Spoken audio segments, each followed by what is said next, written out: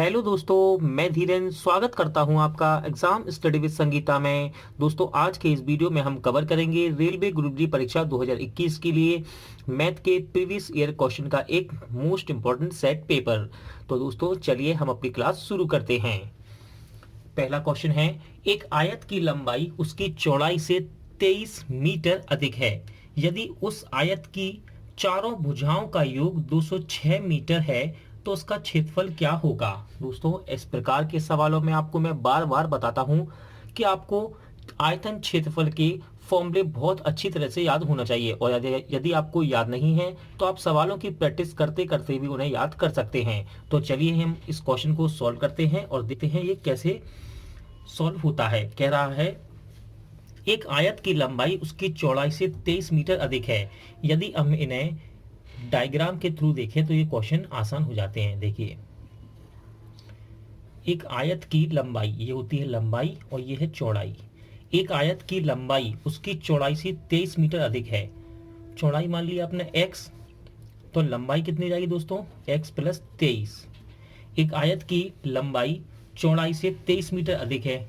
फिर उसने कहा यदि उसकी आयत की चारों भुजाओं का योग, दोस्तों चारों भुजाएं कौन सी हैं, 1 2 3 4, यानी कि L और L, 2 L हो गई, B और B 2 B हो गई। आप समझ रहे हैं वो आपसे क्या कह रहा है, वो आपसे साफ साफ कह रहा है कि ये इसका परिमाप दे रखा है दोस्तों आपको 2L प्लस B, एक तरह से कितना 206।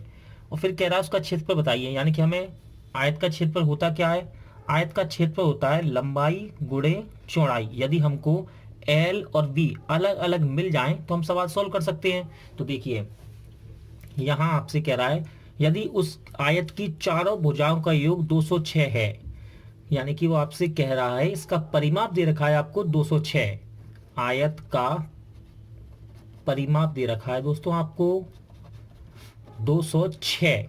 देखिए क्या होता है 2L प्लस बी, यही तो होता है परिमाप 2L प्लस बी। देखिए चारों भुजाएं दोस्तों एक तरह से, देखिए यहाँ 2 का गुणा कीजिए, ये हो गया 2L, और ये इसका गुणा इसमें कीजिए 2B, तो 2L हो गए और 2B हो गई। देखिए 2L 2B, तो चारों भुजाओं का योग नहीं हो गया, कितना है 206। अब यहाँ आपको मान रखने हैं केवल दोस्तों, मान रखते हैं हम 2, L का मान है x प्लस 23 और B का मान है x 206। सॉल्व करते हैं दोस्तों, इसको हम कैंसिल भी कर सकते हैं, ये कट जाएगा इससे 103 बार, और ये कितना होगा x और x 2x प्लस 23। 23 को बराबर किस तरफ ले जाएंगे, माइनस का हो जाएगा, इसमें से घट जाएगा, तो 2x बराबर आ जाएगा आपका निकल कर कितना 80।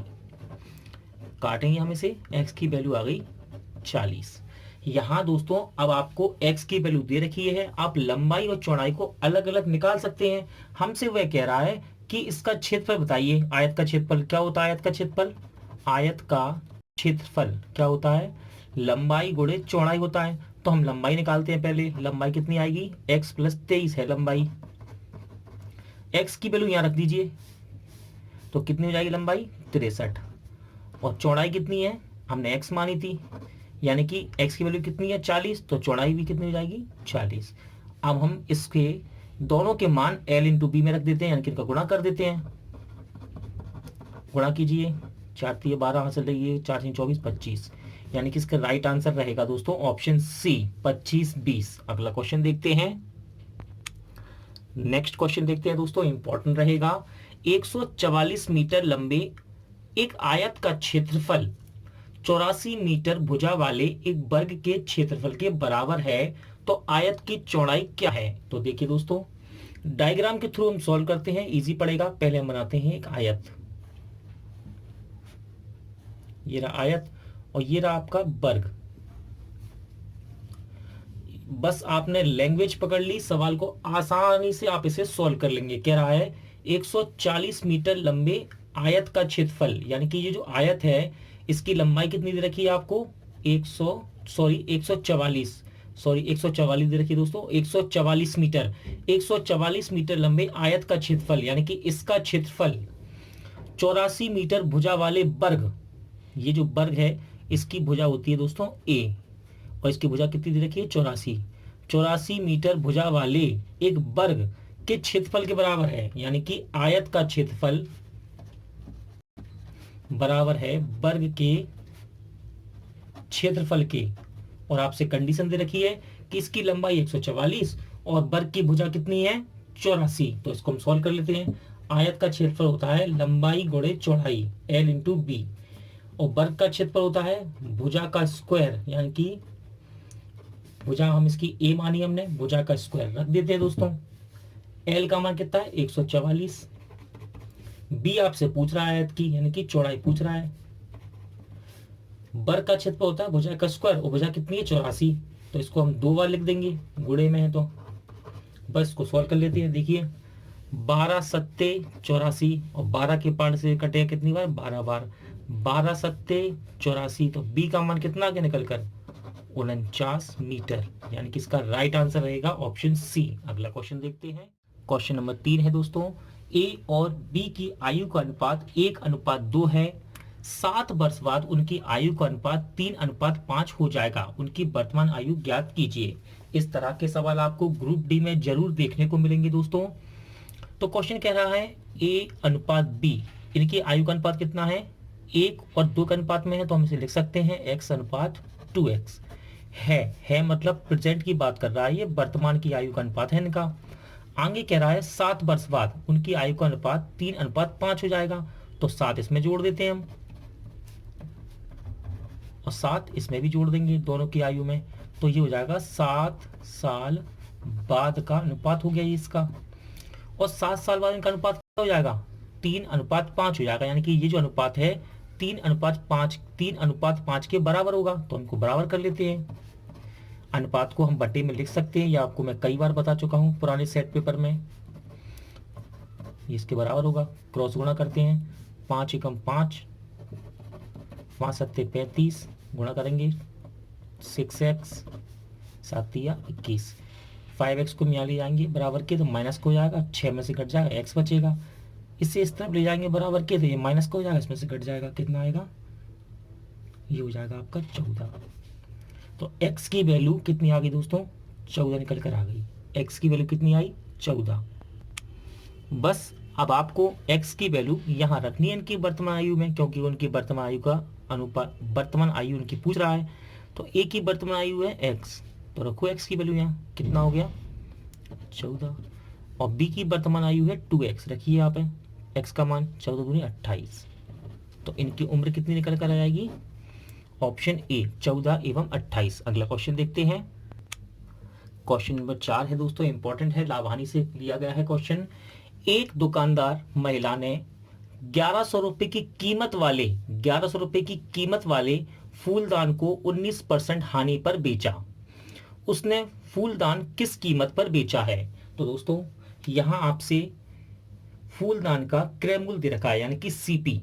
तो देखिए वो कह रहा है सवाल में कि दुकानदार महिला ने 1100 रुपए की कीमत वाले, तो इसका क्रय मूल्य कितना है, क्रय मूल्य यानी कि कॉस्ट प्राइस सीपी कितना है इसका 1100 रुपए। और कैसे बेचा, इसने बेचा ऐसे 19% हानि पर बेचा है। और आपसे कह रहा है उस फूलदान को किस कीमत पर बेचा गया, यानी कि विक्रय मूल्य आपसे पूछ रहा है। वह सवाल में विक्रय मूल्य आपसे पूछ रहा है, विक्रय मूल्य पूछ रहा है, यानी कि सेलिंग प्राइस आपसे पूछ रहा है वो। तो दोस्तों जब भी आप सेट पेपर लगाएंगे यहाँ, तो मैं आपको केवल लाभ हानि के लिए एक ही फॉर्मूला बताऊंगा। बेसिक क्वेश्चन है ये, और बेसिक ही क्वेश्चन के लिए बेसिक ही फॉर्मूला बताऊंगा, आप उसी को लगाइए और वो आराम से सवाल आपका होगा। देखिए क्या लगाएंगे फॉर्मूला, याद रखिएगा हमेशा क्रय, या आप कह सकते हैं दोस्तों सीपी, या सीपी भी ले सकते हैं, क्रय का 100 ± % बराबर विक्रय, या आप ऐसे भी कह सकते हैं, इसको सीपी लिख सकते हैं, इसको सेलिंग प्राइस लिख सकते हैं, कोई दिक्कत नहीं है।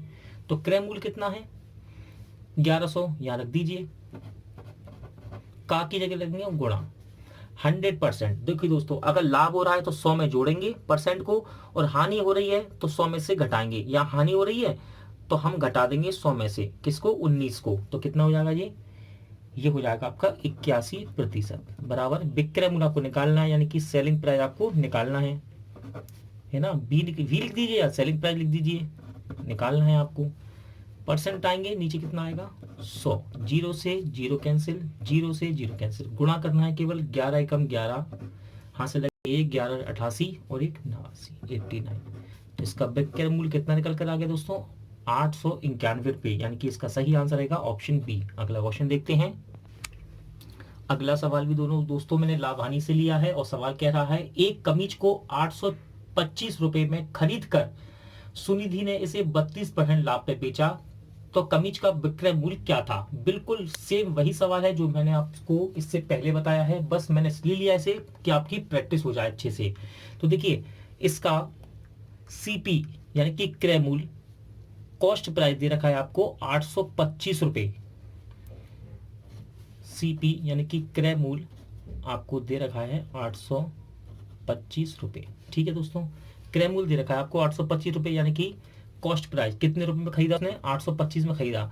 सुनिधि ने इसे 32% लाभ पर बेच दिया। कितने लाभ पर बेचा है 32% लाभ पर बेच दिया दोस्तों, इसे 32% लाभ पर बेच दिया। तो कह रहा है इस कमीज का विक्रय मूल्य बताइए, यानी कि सेलिंग प्राइस निकालनी है आपको, सेलिंग प्राइस निकालनी है यानी कि विक्रय मूल्य निकालना है आपको उसका। तो मैंने अभी आपको एक फॉर्मूला बताया, क्रय का या फिर सीपी का, सेलिंग प्राइस का, सॉरी कॉस्ट प्राइस का या फिर क्रय का 100% बराबर 100% प्लस माइनस बराबर विक्रय मूल्य, या आप कह सकते हैं सेलिंग प्राइस। ठीक है, आपको क्रय मूल्य कितना दे रखा है 825 रुपए, रख दीजिए यहां पर। देखिए दोस्तों अब यहाँ लाभ पर बेच रही है, जब लाभ पे बेचेगी तो हम 100 में जोड़ेंगे और हानि हो रही होगी 100 में से घटाएंगे। यहाँ 32% लाभ पे बेचा तो 100 को हम 32 में जोड़ देंगे, जो जाएगा 132% बराबर विक्रय आपको निकालना है। कह रहा है कमीज का विक्रय मूल्य क्या है, निकालना है विक्रय। परसेंट हटाएंगे तो यहाँ पर आएगा नीचे 100। ठीक है, इसे हम सॉल्व करते हैं, 5 के पाले से छोटा कर लेते हैं हमसे, 5 दूनी 10, 5 के पाले से इसे काटते हैं, 5 एकम 5, 5 छक्का 30, पचम 25, 165 बार कट जाएगा ये। फिर काटते हैं हम इसे काट लेते हैं दोस्तों हम 4 के पाले से छोटा कर लेते हैं, 4 पंजे, 5 के पाले से काटते हैं 5 चौके 20, 5 से काटते हैं 5 चौके 20 और 5 से इसको काटते हैं 5 तिया 15, 5 तिया 33, 4 से काटते हैं हम 32 को, 4 तिया 12 और 4 तिया 12, तो ये आ गया आपका 33 गुणे 33 बराबर विक्रय। तो दोस्तों 33 का आपको वर्ग पता होना चाहिए, 1 से लेके 40 तक लगभग कम से कम 1 से लेके 30 तक के वर्ग आपको याद होना चाहिए। तो 33 का वर्ग कितना होता है 1089, और नहीं पता तो आप गुणा कर लीजिए। और आने वाले समय में जल्द ही आपको एक वर्गमूल और घनमूल का एक प्रॉपर चैप्टर आपको कंप्लीट करवा दूंगा, जिससे आपको वर्गमूल घनमूल निकालने में कहीं भी कोई प्रॉब्लम ना हो। तो दोस्तों इसका राइट आंसर रहेगा ऑप्शन सी। अगला क्वेश्चन देखते हैं दोस्तों। जैसा कि मैं आपको हर सेट पेपर में बताता हूं कि याद रखिएगा, सिंप्लीफिकेशन ग्रुप डी एग्जाम में आपके लिए मोस्ट इंपॉर्टेंट रहेगा। तो आप हमेशा कहीं से भी कैसे भी किसी भी बुक से सिंप्लीफिकेशन के क्वेश्चन को डेली जरूर प्रैक्टिस कीजिए। तो देखिए आज हम क्वेश्चन आपके लिए लेकर आए हैं सिंप्लीफिकेशन का, अच्छा क्वेश्चन है दोस्तों, और एक्सपेक्टेड क्वेश्चन में मैंने इसको रखा है। याद रखिएगा, आप हमेशा एक चीज याद रखिएगा, बॉड मास का नियम। जिन बच्चों को नहीं पता या जिन्होंने पिछला वीडियो नहीं देखा उन्हें बता देता हूं। पहले हम देखते हैं, ब्रैकेट को तोड़ते हैं, ओ से ऑफ यानी कि का, फिर डी से डिवाइड यानी कि भाग, एम से मल्टीप्लाई यानी कि गुणा, ए से ऐड यानी कि जोड़, और एस से सबट्रैक्ट यानी कि घटाना। इसी क्रम में चलेंगे दोस्तों हम, तो कभी गलती नहीं होगी। तो देखिए हम इस सवाल को सॉल्व करते हैं, स्टेप बाय स्टेप तोड़ते हैं। पहले ऊपर वाला स्टेप देखते हैं, यहाँ ब्रैकेट है नहीं है, का है नहीं है, भाग है नहीं है, गुणा है। सबसे पहले सबसे बड़ा क्या आ रहा है, यहाँ गुणा आ रहा है, तो सबसे पहले हम कर लेंगे दोस्तों उसका गुणा। गुणा करते हैं हम, 270 को मैं से लिखा रहने देंगे, 15 चौके 60, हाँ से लगी 6, 15 दूनी 30, हो गया 36। उसी प्रकार यहाँ देखते हैं, यहाँ भी गुणा ही है दोस्तों। सबसे पहले गुणा, 2 गुणे इनको सॉल्व कर लेते हैं, 14 14 गुणा करेंगे 5 में, 14 पंजे 70, हाँ से लगी 7, 14 दूनी 28, 28 और 7 35, और एक अंक के बाद दशमलव तो लगा देते हैं, कोई फर्क नहीं पड़ेगा दोस्तों। 35.0 लिखें, कोई दिक्कत नहीं है, इसको आप 35 ही लिख सकते हैं, प्लस 5 दूनी 10। सॉल्व करते हैं, जोड़ देते हैं इसको हम, ये हो जाएगा 0, 13, हाँ से लगी 1, और ये हो जाएगा 6, और नीचे 35 और 10 को जोड़ देंगे तो ये कितना हो जाएगा 45।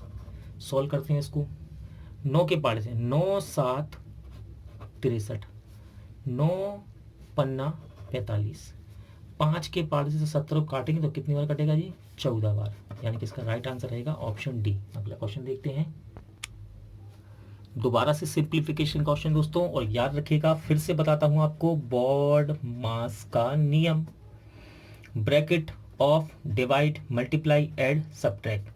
यहाँ आपको ना तो ब्रैकेट दिया हुआ है ना ऑफ है, डिवाइड है, हाँ डिवाइड से शुरुआत हो रही है, सबसे पहले हम डिवाइड ही करेंगे, तो हम इनको पहले डिवाइड वाले पोर्शन को सॉल्व करते हैं। देखिए लिख लेते हैं हम इसको, आपको समझने में आसानी रहेगी।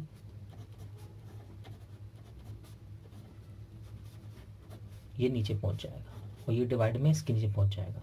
सॉल्व करते हैं, पॉइंट से पॉइंट कैंसिल, 6 छिंग 36, स्क्वायर ऐसे ही आ जाएगा, 6 का स्क्वायर, 6 कम 6 दोस्तों, 6 स्क्वायर है और 6 है, यानी कि घात यहाँ 1 लिखी है, 6 की घात 3 हो गई, या आप ऐसा भी कह सकते हैं, इसको ले लिए 36 गुणा कर दीजिए, कितना आ जाएगा ये 216, क्योंकि दोस्तों 6 का क्यूब 216 होता है, आप डायरेक्ट भी लिख सकते थे इसको, तो इसका राइट आंसर रहेगा ऑप्शन सी। अगला क्वेश्चन देखते हैं, इंपॉर्टेंट क्वेश्चन है दोस्तों ग्रुप डी के लिए, और इसे मैंने एक्सपेक्टेड क्वेश्चन में लिखा है। सवाल है आपका अनुपात समानुपात से।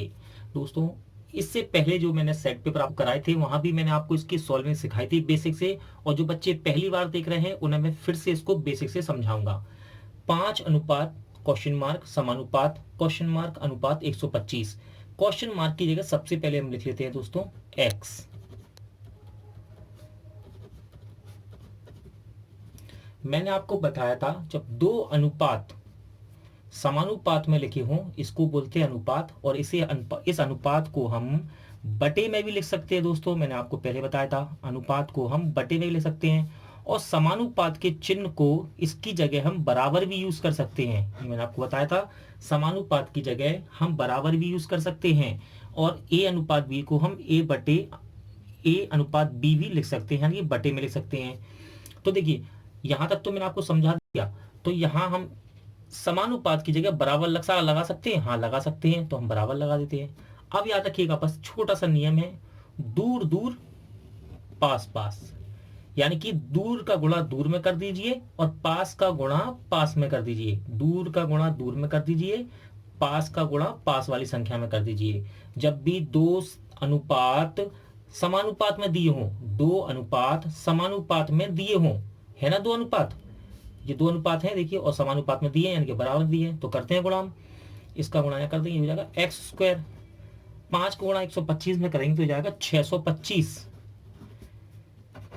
स्क्वायर हटेगा, इस पर अंडर रूट चढ़ जाएगा, आपको पता ही है अंडर रूट से बाहर निकलेगा कितने का वर्ग है 25 का, यानी कि इसका सही आंसर रहेगा ऑप्शन बी। तो दोस्तों आज का वीडियो यहीं एंड होता है, उम्मीद करता हूं आपको ये वीडियो अच्छा लगा होगा, पसंद आया होगा। पूरा वीडियो देखने के लिए थैंक यू, जल्द मिलते हैं नेक्स्ट वीडियो में।